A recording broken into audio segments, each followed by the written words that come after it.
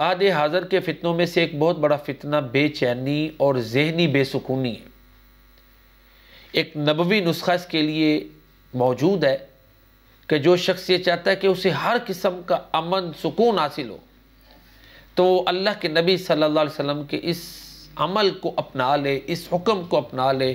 اس حدیث پر عمل کر لے کہ آپ صلی اللہ علیہ وسلم نے فرمایا کہ جو شخص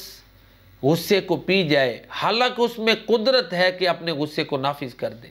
تو اللہ کے نبی فرماتے ہیں مَلَأَهُ اللَّهُ جَوْفَهُ أَمْنًا وَإِيمَانًا، اللہ تعالیٰ اس کے جوف کو، اس کے صدر کو امن اور ایمان سے بھر دیتے ہیں۔ امن، سکون سے، پیس سے، آشتی سے اس کا صدر،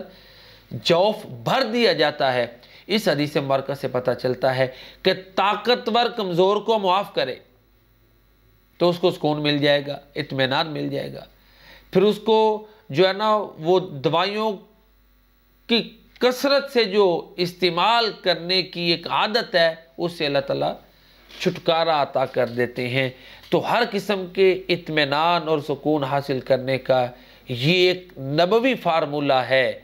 کہ کمزوروں، بے بسوں، بے کسوں کی غلطیوں کو معاف کیا جائے اور ان پر رحم کیا جائے۔